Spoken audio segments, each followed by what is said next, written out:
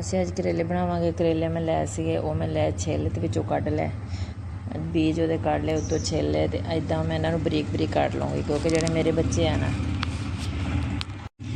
ਉਹ ਵੱਡੇ ਵੱਡੇ ਕਰੇਲੇ ਨਹੀਂ ਖਾਂਦੇ, ਇਸ ਲਈ ਮੈਂ ਇਹਨਾਂ ਨੂੰ ਇੱਦਾਂ ਛੋਟੇ ਛੋਟੇ ਪੀਸਾਂ 'ਚ ਕੱਟ ਕੇ ਅਤੇ ਫਿਰ ਇਹਨਾਂ ਨੂੰ ਮੈਂ ਇੱਦਾਂ ਬਰੀਕ ਕੱਟੂੰਗੀ। ਅਤੇ ਅੱਜ ਅਸੀਂ ਆਲੂ ਕਰੇਲੇ ਪਕਾਵਾਂਗੇ। ਕੱਟ ਕੇ ਨਮਕ ਲਾ ਕੇ ਉਹ ਟਮਾਟਰ ਮਿਰਚਾਂ ਸਾਡੀਆਂ ਪਈਆਂ ਅਤੇ ਫਿਰ ਮੈਂ ਤੁਹਾਨੂੰ ਮਿਲਦੀ।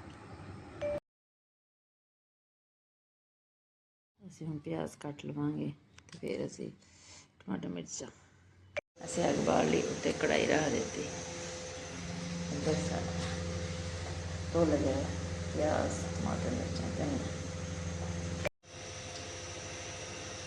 ਕਰਤਾ।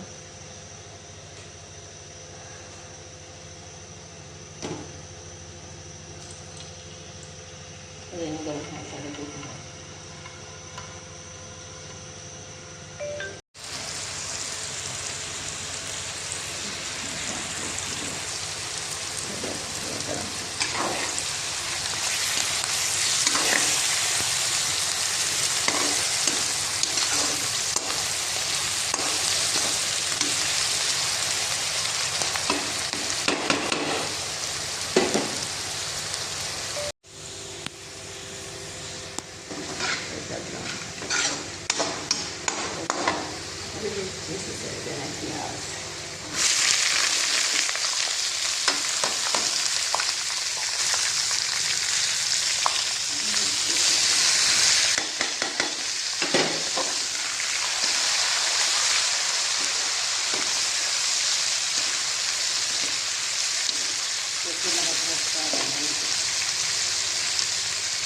ਵਿੱਚ ਅਸੀਂ ਨਮਕ ਮਿਰਚ ਹਲਦੀ ਸਾਰਾ ਕੁਛ ਪਾ ਕੇ ਇਹਨੂੰ ਰਲਾ ਦੇਣਾ।